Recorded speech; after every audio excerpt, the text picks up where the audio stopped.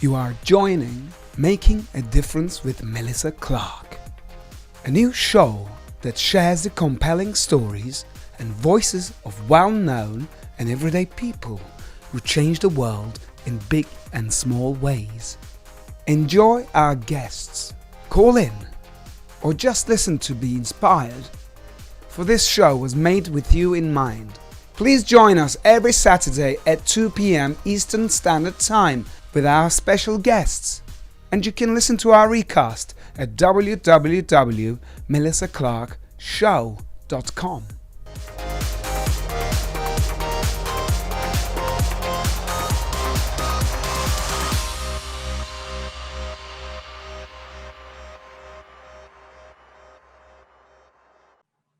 Hi, thank you for joining us on Making a Difference. I'm Melissa Billy Clark. You know, someone once told me that the grieving process is a very personal experience, and I would only learn that after both of my parents passed away. You can read my story on lovewhatmatters.com. When I was grieving, I felt a shift change, and my mind went into survival without my loved ones. I sought out Reiki specialists and natural healers to help me with my process. Today's episode, we will be speaking to Tom Tam, who is a retired acupuncturist and specializes in Tong Ren healing, which is a tapping therapy. I invited artist Sarah D'Orazio to join us as she just lost her beloved boyfriend, Tomas Hill. We will discuss Tomas, his spirituality, and how he chose to live the last months of his life with acceptance. We also have another poet on, Tulu, all the way from the UK, to read his poem about grief, and I will read one that I wrote as well. We hope this episode helps those who are struggling. Okay, we are joined by Mr. Tom Tam. Thank you so much for joining us today. I know that you are extremely busy. Tom is a practiced acupuncture for over 30 years. And he has a whole team of people there. It's his family. And he actually focuses on Tong Ren healing. Is that correct? Did I pronounce it right? Yes, Tong Ren healing. Tell us what that is about, please. Tong Ren in the Chinese mean is the bronze man. So in the acupuncture model in China called the Tong Ren. So this is 800 years ago, then they developed the model. So I just use this model as my healing. They call it the Tong Ren, or you can call it the bronze man healing. So the healing is very strange. So we are not put the needle on the door, but we use the hammer to bend the door for the healing on the long distance. So the long distance, we are cover the whole world in anywhere. So like yesterday, I in Boston, I treat the people in China, in Taiwan. This morning, we treat the people in Germany also, in California. So that is called the Tong Ren. Then Tong Ren on the healing now, we have about 30 years history already. Right. So you can heal people with the tapping. Do you do a group of people or do you do individual sessions? We can have, we do both. We can do it for the individual, we can do it on the group. So in the group, we call the guinea pig class. We call the Tong Ren guinea pig class. So in the September is 20 years, we do the group healing in April. February is 20 years in Quincy also. So you can see how many thousand people join our class already in the group. So we are not only on the group in basically in the two locations, Quincy and Haverhill, but now we do on the internet also. So almost every day we have the program for the internet healing. And you started doing that. Did you start doing that when the pandemic hit us? When this whole COVID virus? When When the virus hit us, yeah. What did you do? What did No, you do no, for? no. Before the virus, then we always do it on the long distance. We are Okay. doing the long distance more than 10 years already. Oh, So all you right. can see now we use the Zoom and all the internet. Not only me, the student do it also. Wow. And what did anybody reach out to you for the COVID? Like they had anxiety. What did you do to help them? We do the COVID also, the virus. Of course, we do it for the emotion. We have a program for the emotion only. So we have some people do it for the virus. And we have a group people, medical doctors. Mm-hmm. They did in Italy. The whole group, the medical doctor, used the Tong Ren to healing the virus. And I did also. So it's a very good result. Immediately, the people feel so much release. And people come from around the world to come and physically see you. Is that correct? A lot of the people from the whole world, the people come. Mm-hmm. So like yesterday, we still have the people from New York and California, Texas, or some people from Europe. Then, but we have the internet healing made it more easier. In fact, we have so many students in the whole world already. They can help the people by the phone or by the internet or by the Zoom. Yes. So they not necessarily come over here. So you were an acupuncturist for over 30 years. What does acupuncture do for the body? Legally, Mm-hmm. I practiced 38 years in Massachusetts 38. for acupuncture. Yeah, so acupuncture is the ancient Chinese healing. They call it the TCM, traditional medical Chinese medical medicine. Mm-hmm. So we I practiced 38 years. You can see how many thousand. So I figure out on the physically about 24,000 people in my record in 38 years.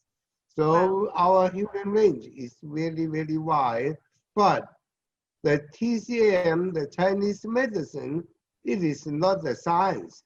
It is only a philosophy and experience. So they need to change. That's why I changed using my own system. Then I developed my own system called the Tam Healing System or Tom Tam Healing System. In the whole world, so many diseases that people cannot heal. Mm-hmm. So no matter in America, in China, in Japan, so many diseases, nobody can heal. So as I say, why the people cannot heal? For example, the Japanese the president, then he had Crohn's disease. So in the whole Japan, nobody know how to heal the Crohn's disease. Right. So how about in America? They don't know how to heal the Crohn's disease either.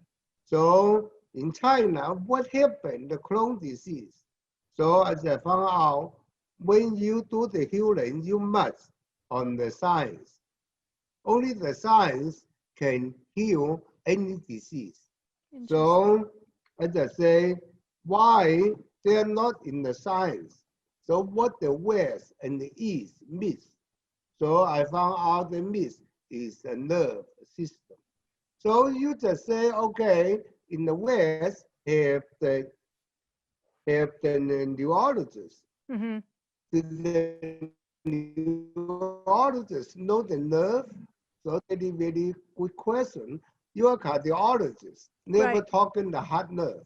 You never hear the cardiologist, your heart nerve have a trouble. Or the guy have the colon problem, you never say, oh, your colon have the nerve problem. So as I say, each organ must have the nerve. But in China, they say each organ, they must have the meridian, like the heart meridian, liver meridian. But the meridian not equal the nerve. Mm-hmm. So this my job is to find out where is the heart nerve. where is the intestinal nerve, where is the kidney nerve. So if you can find the nerve, then you can heal so many diseases or each organ. So that is my system, different than any system in the whole world. So of course, a lot of neurologists say, oh, I'm an expert. Okay, doctor, where is my heart nerve? You can ask something. I want all my patients to ask their cardiologist, hey, you are so famous. Where is my heart nerve? So thank you so much for that. So tell us, for people who are skeptical about this kind of healing, what can you tell them to help them? Today, I have a patient is a skeptic. So number one, we must know what is mean by skeptic. In America, we are in America. In fact, in the whole world, everybody is so proud to be the skeptic. Because if I'm a skeptic, this means I am smarter than you. You're a dummy, you're a voodoo, you're whatever. Sure. So the skeptic is an honor for the people who want to be a skeptic. But we don't care you're a skeptic or not skeptic. Number one is we need the knowledge. We need the science. So not so-called skeptic, because the so-called skeptic, because they do not have the knowledge, because they are not the scientists. So like in Italy, the Italian Medical Association invites me to speak, all the medical doctors, all the Italian Medical Association, the member there, I asked them one very stupid question. You are guys saying, oh, I'm a skeptic. I say, do you know the nerve? I said, do any people know where is the heart nerve? Nobody can answer me the question. So how can you say you are skeptic? So another thing, I asked 100 doctors there. So my question to you is, somebody goes to, medicine is not helping somebody. So, the doctor, he recommends you. What would you tell somebody who doesn't want to go to a holistic healer? Then I tell them, when you're not ready, don't go. But a lot of the people, they come here, they're on the terminal. So many of our people is on the terminal. Like today, I have one terminal come here. Doctor say, your time's up. They come. But still not on his willing. Finally, we found him the lymphoma. But the lymphoma now changed to the AML. That is a leukemia. So I say, you want to suffer? He know us for a while already, for a few years, but skeptic. I don't believe. Finally, the doctor say, go home and die. Then he come, I say, okay, I know you are skeptic. So you don't believe. I say, you don't need to believe. Why you not talking to the people in my class and listen to what is the patient saying? Because in my class, each one by one, they tell what they have, how they feel now. So you need to educate them, but I don't want to convince them come to me. I don't want to educate them come to me. Talk to the people who is in the class. So I said they can heal. Why you cannot heal? Question to yourself and question what your doctor can do. So you want to gamble or you don't want to gamble. So in fact, so many people on the terminal, they have the fear also. They don't want to die, so they come to us. So far, I still treat about 200 terminal cancer patients a week, weekly. So they kind of people is no choice. If they can heal, then they will tell another people. They go to convention, another people come. So we never worry the people not come. But you can see how many people keep coming. So our healing range, then we have, so far I have 2 classes a week only for the cancer patient. So, and they kind of people already the doctor give up. We do good job. So if somebody were to come to you and they have stage 4 lung cancer and they have 6 months to live, they don't want to do chemo, would you cure them? No, I usually the people 6 months or 6 years, the people won't come to us first. Then mostly the people already tried their doctor until their doctor say give up, then they come to us. So if the doctor not give up, who come to the alternative medicine, who come to the Tong Ren healing because they think they don't make sense. So you can see in our healing class for the cancer, how many people lung cancer they heal or completely heal. 2 months ago, I just had one lung cancer patient die, but I made her last 20 years. Now she died on 92 years old, no chemo, no radiation, no surgery. Wow. So we have a lot of the lung cancer patients say, yeah, I'm healed. So that is the proof. I don't need to tell another one, but they will tell everyone. So, and some is a really high percentage also. So a lot of time the people on the same day, same hour, they say, wow, I feel so much better. So yesterday I have another girl in the class in Quincy, lung cancer. 3 months, no more oxygen, one class. Then she tell everybody, but nobody believe. So she just do the exam yesterday, the report will come on Saturday. Then we need to prove by the medical report how much better they are or they may completely heal. So that is what we are doing now. So you're giving them a good quality of life while they're here. Is that correct? Not only the good quality, today we have one woman on the lung cancer. 1 month she's on the wheelchair, then the doctor report come, everything stable. So a lot of the people have the cancer going back to work, to the normal life. So not just say the good quality of the life, no, going back to work. How many people have a cancer going back to work already? So our class is open. You can see how many people in here suffering from the cancer and the doctor give up. But we still do good job. Thank you so much for everything that you do for people. I've seen your credentials. It's pretty amazing. So I'm gonna post everything where people can find you. And thank you so much. You're accepting new people, is that right? No, our doors are open. Any people walking in, walking out is free.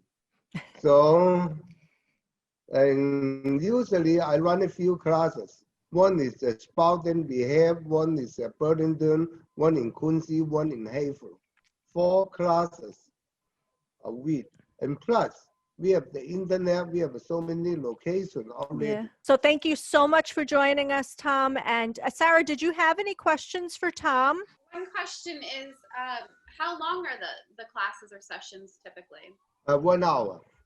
Okay. But 1 hour, usually we treat 100 people.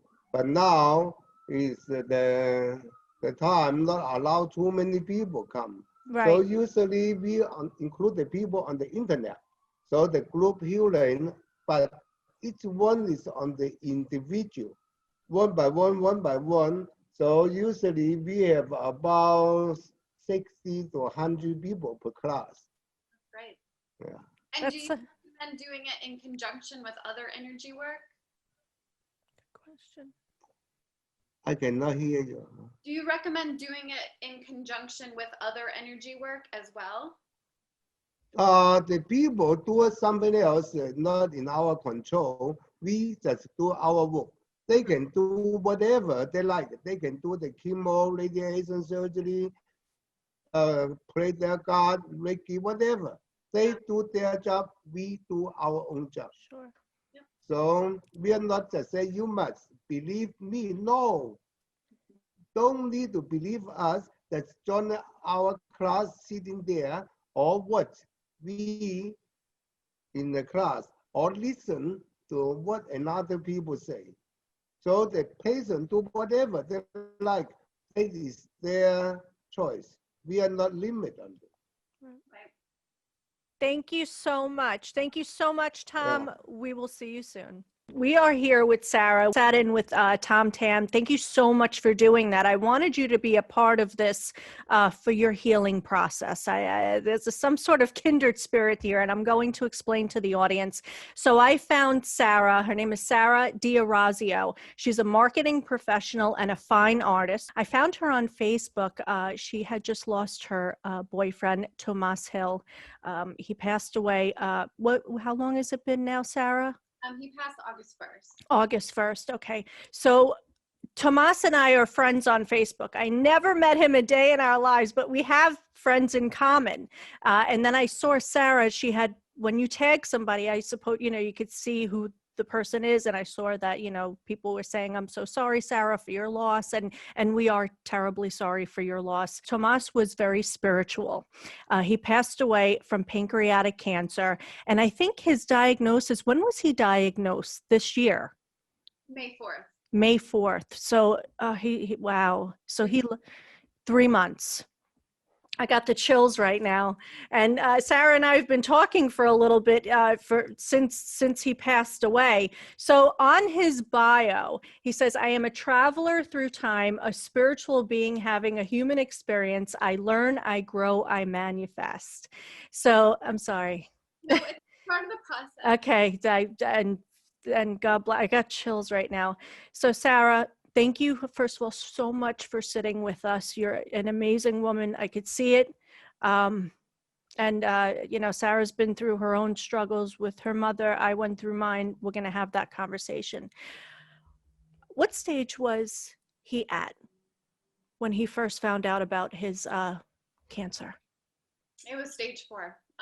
They say that pancreatic is the silent killer. Yeah. We were in Manhattan in my New York City apartment, and he had just come back from Miami in February, and so we were enjoying time together in the city. I had an art show the first weekend of March, and then COVID hit. Yeah. And we were told we had to be locked down. We weren't allowed to leave the apartment. So that happened, and then we were enjoying our time together, just making the best of it. And I do remember one night I cooked, and he used to eat so much and just not even think about it and eat whatever was left over from other people. Right. One night I cooked, and he said, babe, this is way too much. And I thought, okay, so all right, so I won't cook as much. So that was probably closer to April, and then he was having excruciating stomach issues, like bloating when he would lay down. Mind you, he was extremely healthy, and just this like really bad stomach pain sort of like under his rib cage. And I thought maybe gallstones. Sure. Let's try to change up the diet, although we ate very healthy and clean anyway. So the whole month of April was just sleepless nights, not understanding what was going on, trying to sort of holistically treat it with different remedies, different vitamins. And I said, look, you need to go to the hospital. Jokingly, I said, I need to get sleep. I have a studio apartment. So right. We didn't know what was going on. So eventually I said, let's go to the hospital. So he made an appointment for the first week of May. We ended up going out to Long Island because Manhattan was full of COVID. So we didn't want to go there. He didn't think he had COVID at all. No. Okay. No, in fact, we would go get groceries, and we're both very healthy people, so we were very like, oh, we're not going to get COVID. And I remember looking at the hospitals thinking, oh man, it must be so terrible having cancer right now, specifically because you want your family to be there. Yes. You go in and out often for treatments. I said, this must be terrible. Meanwhile, we go out to Long Island to the VA. He was a veteran, so and he was a Marine, so we went there. Yeah. May 4th, the whole day he was in there. I wasn't allowed to go in with him, and so I just kind of drove around and waited. And he came out, sat down next to me, and he said, I have been diagnosed with stage 4 pancreatic cancer. So I kind of went numb, but I didn't freak out, and he wasn't really freaking out. It's just a very, when you're delivered that message, it's a death sentence, basically. Right. And everything's kind of a blur that day, but I remember we got back to the apartment and I started bawling, and I said, I'm not crying because you have cancer. I'm crying because I don't want you to be in pain. Right. Right.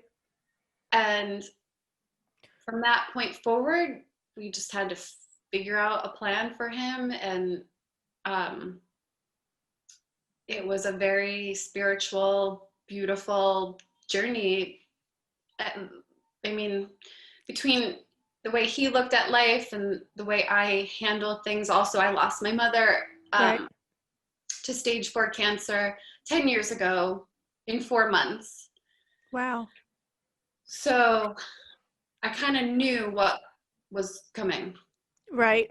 It's just so weird right now how your video is acting. I see that. Yeah, you could see that, right? Okay.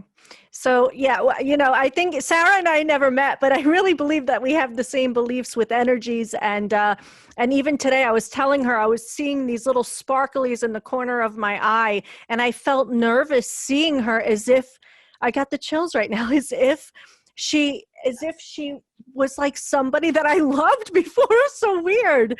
I can't explain this, but I really totally believe in that this body is our shell, and our energy moves on. And I really believe that Tomas is around her. And I'm sure that if there are any mediums or anybody who can see that energy, how do you say, like an energist, if they can see that around her, I'm sure they'd be able to see something around you. I can feel it for sure. What was his first initial reaction when he found out that he had the cancer? I mean, he got into the car, he had his paperwork, and he just said, I've been diagnosed with stage 4 pancreatic cancer. And I think I may have asked, how does this make you feel? Mm-hmm. And typically in life, even before this, he was pretty even. I will say, I've never seen him fly off the handle or get upset in some of the most compromising situations. He had a way of expressing if something didn't make him happy, but he never went above just, you know, a small inclination of being upset, and then he would move on. Mm-hmm. So I think looking back, I have like a few little pictures and videos that I documented things, and he was nervous. He was nervous. But he didn't express that verbally, but have known him for 3 years and seeing how strong and centered he was throughout life, I could tell he was nervous. Sure. And so I gave him a journal, and I gave him a really nice quote on the front of it, and it basically outlines we are what we consume in life, and it's a very positive quote. And I taped that on the front. I gave him the notebook and a pen, and I said, babe, this is a really special journey that you're going on, and I want you to have this to express yourself and write anything that makes you feel happy, sad, whatever emotion. Yeah. And his eyes lit up, and he was so great. The gratitude just in that moment. Right. Because he wasn't thinking this way, but having had a previous experience and also just being a spiritual being myself, he needed that. He wasn't outward with his emotions. So he started writing right away. And in fact, he did a few documented videos of his. Yes, I saw one of them, and it was just you can't really describe it, you know, and I didn't even know him, but I felt that energy from him. Yeah. And he, you know, so now here we are, you know, what did you take away from this from his passing? I know that you're still in the grieving process.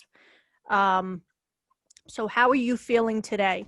Let's ask that question. How are you feeling today? Extremely important to ask anyone that if they Yeah. have one, because we don't always check in with ourselves immediately because we know we have to get up and move on with our day.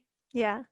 And I didn't ask myself that today. I knew we had this call and I had to get up and get moving and start my day. And now that you're asking me, I'm like, well, how do I feel today?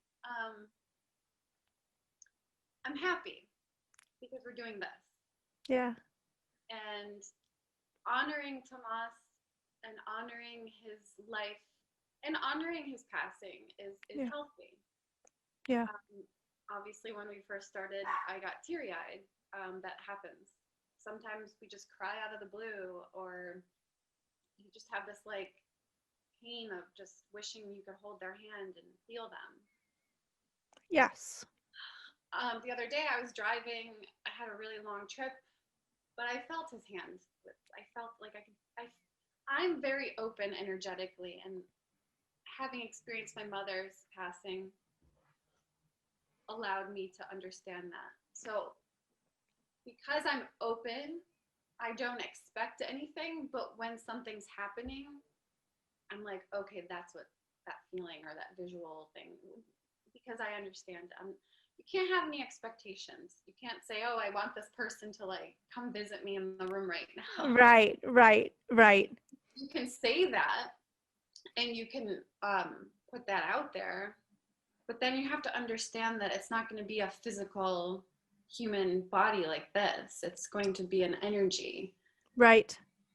And you look out for signs. From my past experience, you always look out for signs. And, when you are in this grieving process, because I went through it twice with both of my parents. Well, I didn't even have a chance to go through it with my father because 4 months later, mom was diagnosed with cancer. So I had to be strong for her, So I remember after my mother died, I cursed God out. And I got very upset. I said, why did you do this to me? Why? And I went to my Monsignor, who's been on the show plenty of times. I love him, and amazing man. And I said, I'm so sorry, but I am cursing God out. Why is this happening to me? And he said, Melissa, and I'll never forget this. And if anybody is grieving, he goes, you can curse him out. You can say whatever you want, but listen to what he has to say. So when my mother passed, this is sort of what transcended my understanding of spirituality, because my mother's the first. Well, I was 27. She passed in 4 months. I mean, I was a disaster. I didn't know how to handle that. Sure. I think a dog or my fish died when I was little, and grandparents. But yeah, this was just a different level. So when my mom passed at my house growing up, there's 4 of us: my brother, myself, my father, and my mother. And this was in the backyard. I don't know if you can see her rose bushes. There were 3 living roses and 1 dead one hanging on. Oh, wow. And at that time, you can see it's the fall, there's leaves, but oh, wow. This rose bush should have been not visible. And it was about 5 feet tall. Wow. So that was enough to open up my eyes. That's a sign. I think a few months later, I come back to New York City, and I don't know if they still do this. I think maybe, but there were a lot of commissioned sculptures on Park Avenue in the flower beds, dividing the north and south streets. So I remember I was walking with my best friend that day, and I stopped. I started shaking. I had goosebumps, and she was like, "What? Are you okay?" And I said, no, but yes, I am. And I see this sculpture on Park Avenue. Oh, wow. And you see the 3 dark roses and the 1 light rose. Right. So it's basically a reflection of and that for me, I was like, okay, she's communicating. She's okay. That's right. Yeah. So that's one example. What did you learn from Tomas? So much. He truly was a special being, and I knew that from the start. Yeah. And I've met amazing people, men in my life, and each one of my loves has contributed to my being. Mm-hmm. Specifically, Tomas, he really just approached life in a very, he lived life to the fullest. We got along so well because we both did anyway, but he just elevated that even more. He made every moment so special. He was very giving. Even just going to pick up a coffee for me when I wasn't expecting it. Like he was very, and for other people too, just very specific and generous and kind. He firmly believed that if things are meant to be, they're meant to be. Yeah. He also believed that when things run their course, they run their course. He had a lot of different chapters in his life, and every single chapter, whether it was love, work, family, he fully engaged in all of it. You know, he has so many people in his life that have very beautiful stories. I saw they had a virtual funeral, I guess, for people who couldn't make it. Yeah. And they had so many nice things to say about him, and he had beautiful children. Mm-hmm. How old was he when he passed away? 53. 53. His birthday's coming up October, so he's going to turn 54, but very young spirited. I mean, yeah, you wouldn't even guess that was his age. He was a very young spirit.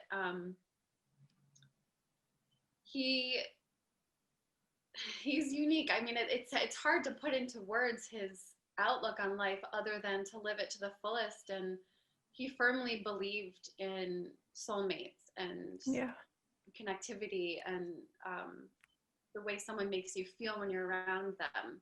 So if he felt off around something or a situation, he had no problem just saying, this isn't for me. I love that. That's an empath. I believe that you're an empath as well. Is that correct? I'm an extreme empath. Extreme empath. Yeah, but I haven't really understood it until through life's journey. I've really fully understood it. And I think the more we understand anything with energy, we become that much more elevated with it. So the more I understand empathy, I'm like, oh wow. It can be challenging at times. Yeah, totally. Do you have a lot of people who come to you for healing and they kind of ruin your life sometimes? That happens with me. Well, I have shifted my mindset on that because, and I'm still working on it. Yeah. But we can help people, but we're also in control of allowing that to diminish our energy. So that takes a little bit of calibrating, of understanding when it's time to not allow them to diminish our vibrations. Right. We learn as people come into our lives and just the experiences. That's what I have. And now I'm down to like no people. I'm just good with my dog. I get it. But here's the thing. Again, it's all a matter of changing perspective. Yeah. We have to understand that someone else is also going through something that they might not be aware of. So if we can provide them the tools and insight to do the work themselves, yes, then the hope is hopefully, and it's not up to us, they have to do the work, but hopefully they can do the work and we can stay on the same playing field. But it's not our responsibility to carry them through the work. That's right. But sometimes their work is different than ours. Yes. You know, in other words, I mean, I can send that most of the people, they just go, and I usually don't end up talking to them unless they're people like kindred spirits that I'm supposed to talk to throughout the whole life, you know, throughout my journey here. But I can do my best. But you know, what's that old saying? I say it all the time. You could lead a horse to water, but you can't make him drink. So everybody's on different realms. Just because I'm here and he's here, he's in a different, doesn't mean I'm better. It's not about that. And that's where I always talk about ego going and getting rid of your ego, and people don't understand that. And then once you say ego, they're like, you know, like, well, there's things that ignite us, right? Because for me, again, because I'm doing the work, I can feel the ping that it's going to trigger me, but I have gotten to a place where I can control the response, because our response dictates where we are in our work. That's right. So yeah, it's tough. I mean, we're all working through things, but yeah, and it helps with the grieving. Of course. And like this year is all about change and shifting. So this should be the most, I think, challenging and important part of your journey. And I know I just listened to you on a show. You were on Wanted Single. The topic was love, loss, and learning. And you were very open about your feelings. And you're saying, yes, I do have it together, but then there are days where I cry, and you know, you're going through the whole stages of this transition. Yeah. It's a lot, but it's out of my control in many ways. The only thing I can control right now is my mind, body, and spirit. Yeah.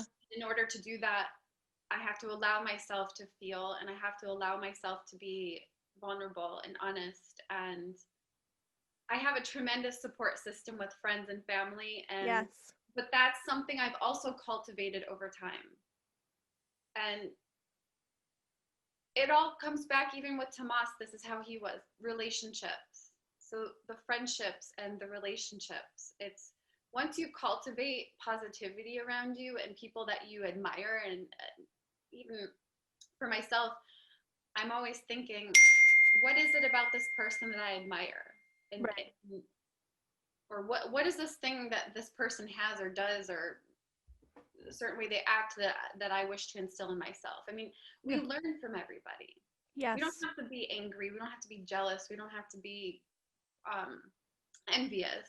It's once you feel a certain something, it's because you're reflecting yourself at some point. That's right.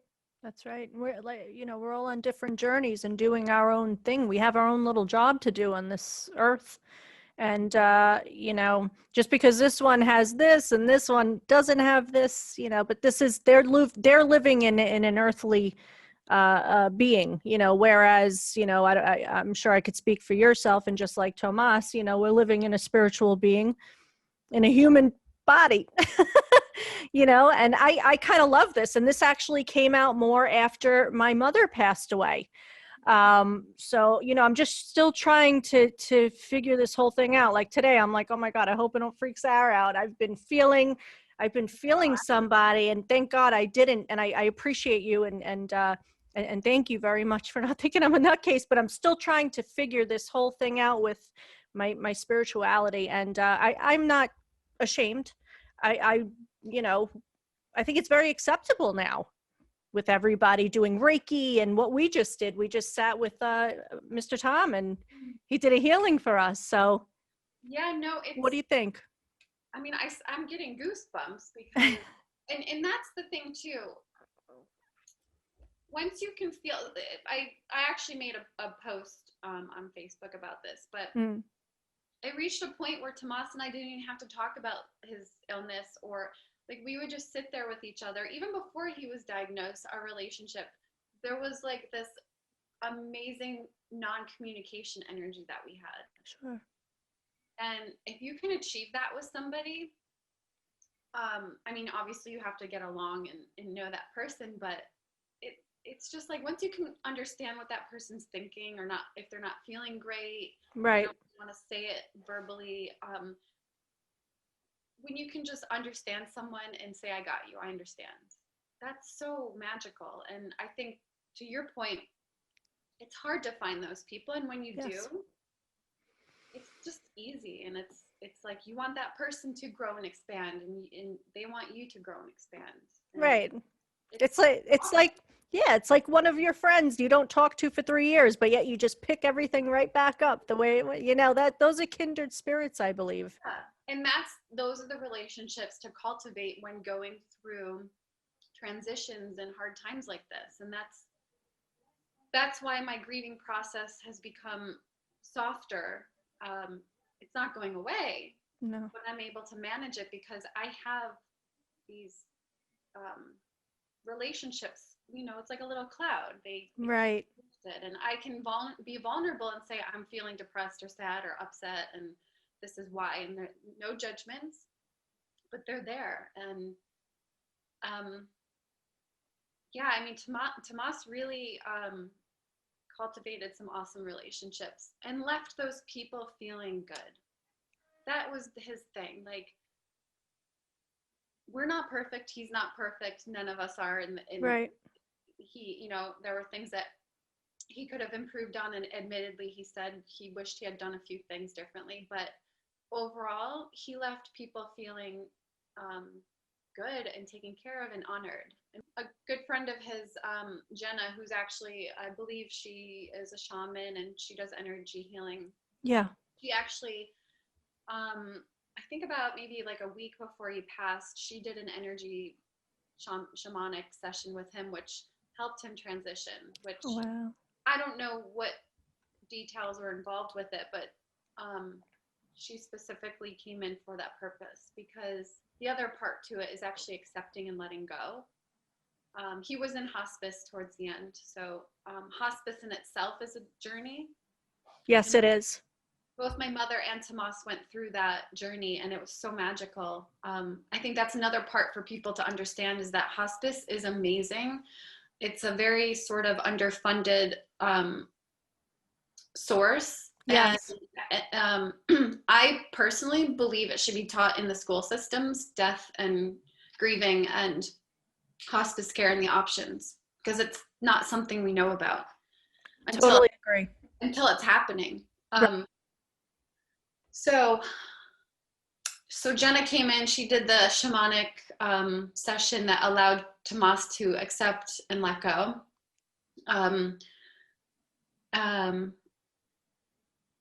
And he also did this with the support of his family and their spiritual ways of practicing. So in the end, he had a beautiful, holistic journey. And so Jenna gave him this crystal to charge under the moon by a tree every night. Oh, wow. And I went out one night and I said, "Hey, Tomas, where's that crystal? I don't see it." And he was like, I don't remember. I don't remember. So I just let it go. And a couple of days after he passed, I had given him a plant for his room, and one of the leaves fell off. So I woke up and I said, I need to go pick up that leaf when I wake up and, throw it away. And I go and pick up the leaf, and there's the crystal in the plant. Oh, wow. And it was just a moment of like Tomas saying like, "Hey, I'm okay." Like, it kind of made me giggle a little bit, but I started tearing up too. But that's just one example. And perhaps someone from the outside would be like, "Oh, well, whatever." But it was yeah, very prominent moment. I was interested in your artwork and with hospice. What do you do with that? Well, I'm an abstract watercolor and acrylic artist, and a handful of times, I have created pieces for friends and family that have had someone in hospice. And it's something that I'd like to develop a little further. Mm-hmm. And again, it all ties back to my mother's passing and experience. And I've, for many years, have been evolving some thoughts around how to take my personal life and integrate it into making it, death a more positive experience. Yes. So what I would do is I would reach out to the family and say, "Can you tell me a little bit about your family member? What are some things that they loved? What are their favorite colors?" And so I would either have a piece already made that resonated with that, or I would create a piece. Wow. And I would send it to the family as a piece to, this is not my artwork here, but as an example. I was going to ask you about that. But for example, if this was sent to the family, Mm-hmm. the family can gather around that and admire it and talk about it and create a special moment to then later on remember and reflect on.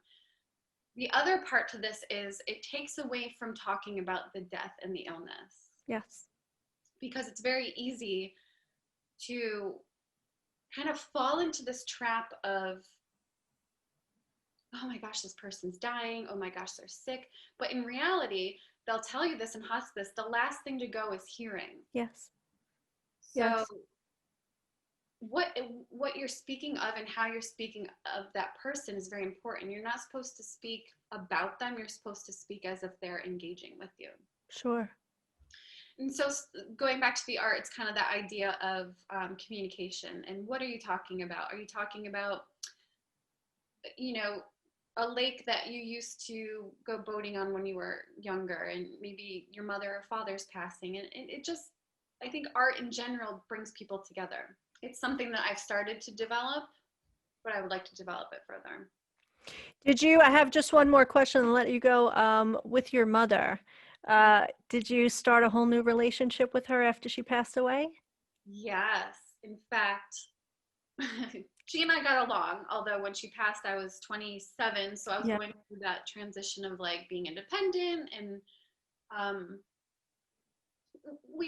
we had a mother-daughter relationship where we kind of butt heads here and there. Right. But we were okay. But I will say this, I've had some very vivid spiritual dreams with her. I mean, very vivid, even where I feel her hands holding my hands, waterfalls and all sorts of beautiful elements. But she's so happy. She had her own stresses in life when she was here on earth. Yeah. And she had her own personality traits. But now she's so light and airy and happy and youthful, and just having had those experiences with the roses, with the dreams, with the little signs. Even my father, he's happy now. You know, he has a girlfriend and he's moving on with his life. My brother, we're all this goodness came into our lives. Right. Because of her. And so, yes, I have a better relationship with her. We don't butt heads anymore. I love it. Yeah. It's so wonderful. I want to thank you so much for coming on here and speaking about your beloved Tomas, and to his family and friends. I'm awfully sorry for your loss, and we're going to keep you in our prayers, Sarah, and just keep being great. I'm going to put up all your information on my website. I know that you're a marketing professional, and you do your artwork. Do you have a website for your art if anybody wants to see your art? I do. It's sdiorazio.com. That's SDIORAZIO.com. Thank you so much, Sarah. Thank you for having me.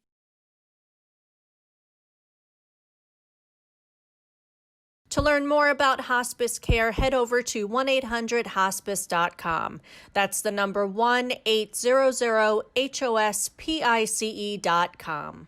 So we are here joined with Tulu from the UK. He's in Newcastle, and he is actually from Nigeria, but now you live in the UK. Yes, I live in the UK. Tolu Akinyemi, the Lion of Newcastle. Yeah. It's so nice to meet you finally. We're Instagram friends, and I reached out to some of you guys to submit your poetry, and I'm just so happy to have you on because you're going to read one of your poems about grief, and so will I. But first, this episode is about natural healing, and I'm wondering, you're from Nigeria, so do people do natural healings for residents there? Yeah, so in Nigeria we have a lot of like natural healing that does not involve people taking pills or just like using nature as a form of like healing. So say for instance I have say high fever or temperature, or high temperature, we could get what we call leaves. So herbal leaves and put in hot water, and we cook it on fire, and that kills, like, name it, every form of malaria and things like that. Yeah. So we have, say you have cough, you can use palm oil and sugar, and that clears up that clears up your cough. So things like that. So we have quite a lot of things that we use in Nigeria for like natural healing that does not involve taking pills. Say I have cough, I can do, or I have a cold, I can boil hot water and put a form of ointment in the hot water and cover my head and inhale that, and that could be like a form of therapy for me.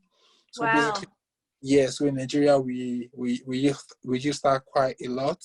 We have what kind of ointment is it? I'm sorry for interrupting. What kind of ointment? So, like, we have the most popular in Nigeria is called the rub ointment. So that's a free advert for you deliver, but so we call it the rub ointment. It's really, really good. And so say you have cold, so things like that. So we have so many things that that we cure via natural causes, and we don't really have to like resort to the doctors or have to go to the hospital. So that is one of the great things out of Nigeria that we really do have, just using nature as a form of healing, and it's like really, really commonplace. Did you bring that to the UK with you? Do you still do those treatments for yourself? Yeah, personally, I still do quite a lot of those treatments myself because nothing beats nature, Yeah.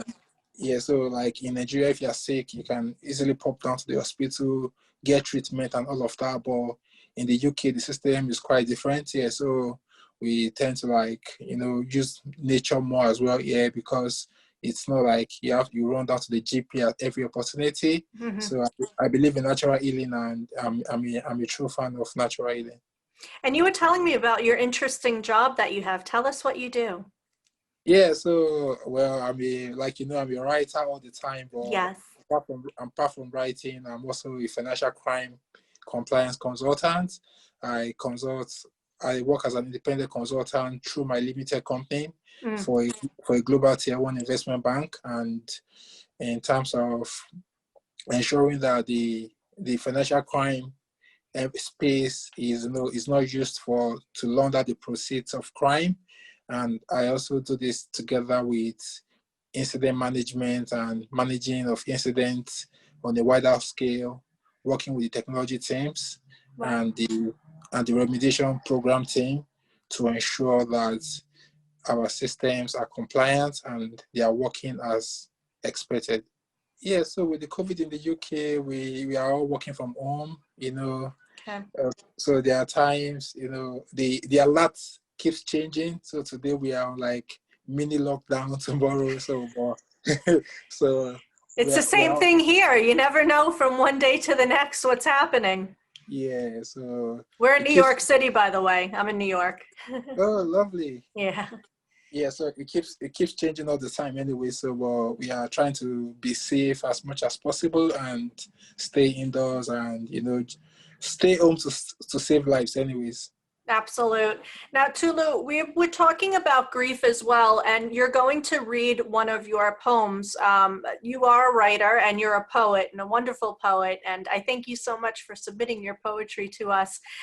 Tell us what grief means to you. You were telling me you didn't lose anybody, thank God, but you sympathize and empathize with others who have lost loved ones.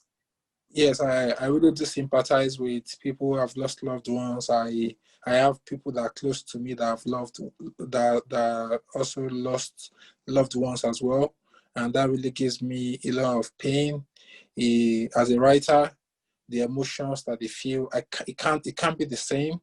It can never be the same, but the humanity that we share makes me feel those emotions as well. Yeah. During the time of the pandemic, we've lost quite a lot of people, innocent souls to the virus. Every day we lose people around us, and so I feel like grief is something like that personally I do not understand, because in terms of everybody feels or goes through the process of mourning separately. Yes. So I've had friends that are detached because probably they felt like they were, they were expecting you to grieve with them in a particular way, but the truth is that nobody understands. There's no one size fits all approach for grief. You never know how you could, nobody knows how to manage grief. And so for me, I feel grief is more of,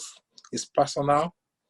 You can empathize, you can sympathize, you can do all of that, you can show you care, you can, have empathy and all of that. But grief you can't, words alone cannot describe that feeling, that space that people get into, and everything, how, they feel like they're in the dark space and everything, by losing the loved one, the memories that are forever etched in our hearts. So I feel grief is very, very personal and deep. Can I just ask you, what do you think happens after we pass away? Do you think we're just energy? Well, as a Christian, yes, I believe. So I am a Christian. Yes, I believe that after death there is judgment. So that's my, as per my Christian beliefs. So I don't just believe that after death, but I know I am conversant with the spiritual. Even in my writing, I am very, very spiritual.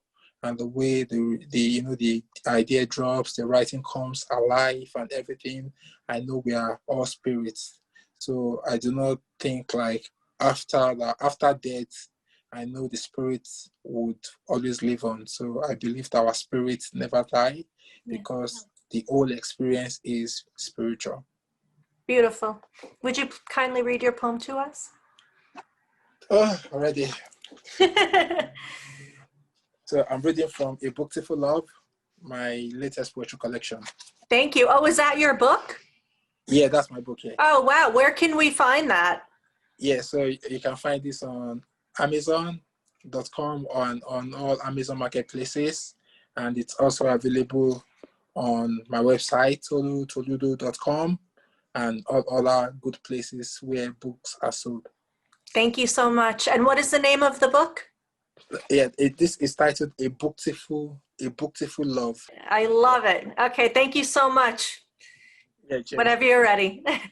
Yeah, ready. So This is titled Grief. How do you grieve the demise of a loved one with only fading memories to clutch? How do you feel the gaping hole? How do you wipe the slate clean? How do you accept sympathy? Through Facebook comments and likes, blurry text messages with words like, "May their soul rest in perfect peace," or a register of condolences. How do you deal with loss? Does time heal the wounds and we all move on as if they were never here? How do you manage grief? Thank you. Beautiful. What does that mean to you, that poem? Yeah, so this particular poem tells me that you don't know, nobody knows the answer how to manage grief. Like, you never can. You don't know what the next person is feeling right now, the silent tears. So someone might be crying, or you may see another person that is not crying, but it doesn't really mean they are not grieving, or it doesn't mean they are not in a sad space. Yeah. So different people manage it differently, and the more the sooner we have that emotional intelligence to know that people manage it differently, and it might take a while for people to recover from grief. Yeah. The better it is for everyone involved. People have lost people. People are sad. They are bitter. They are, angry at the world, angry at the system and everything. So injustice, police brutality, everything happening around the world. So, but people would manage grief said differently, and we should always respect that nobody knows the true answer on how to manage grief. Yeah. A lot of people say time heals all wounds. And I don't believe in that, because as you know, I lost both of my parents. I'm trying to find my glasses because I would like to read my poem to you. Oh, here they are. So when people say time heals all wounds, the wound is always there. It's never going to go away, you know? Yes. So that's what, people can comfort you and they try to comfort you, and that's wonderful. But it's very difficult. But Yeah, I love your poem. So thank you very much. I'm sorry about your parents. And Thank you.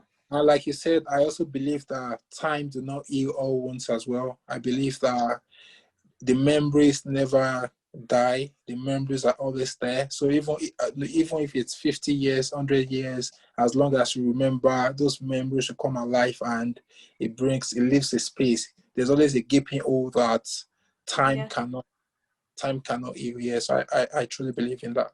I believe in that. Thank you very much. So would you like to hear my poem? I'm looking forward to hearing it. Go on. Thank you so much. So this is called Orphan's Introspection. Sometimes I sit with my mom and dad. I sit here and prattle as they listen in silence. I tell them of my hardships, troubles, obstacles. I cry inside. I tell them of my joys, success, love. I cry inside. My dad would always say the same thing. You're worth every penny, puppy. Mama would say, why do you let people upset you?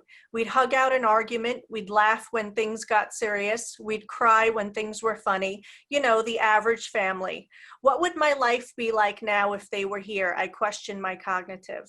I'm stuck here with the memories as 3. Now my new memories as 1 plus dog. My dad's glasses sit in a box in a life he once had. I look inside to find him. Oh, there he is. My mother's poetry is read to find out who she was. To me, she was just mom. I beg your pardon as my heart stops in a moment in time. Why did you leave me? How do I go on? I'm too young to be 100 years old. How do I breathe with my heart shattered? Why was I given the task of bravery? My weak muscles are stretched, yet I just lifted my soul. Oh, Missy, there you go, questioning God. At least I got my answer. Thanks, Mom and Dad. I thought of you today, but that's nothing new. How is it in Lotus Land? Are you kids deliriously happy? Wink, wink, see ya. To get a copy of A Book to Full Love, head over to Amazon.com. Be sure to contact your primary physician before any holistic healing or natural consumptions. Making a Difference is sponsored by Preferred Health Magazine. Please visit www.preferredhealthmagazine.com today and subscribe.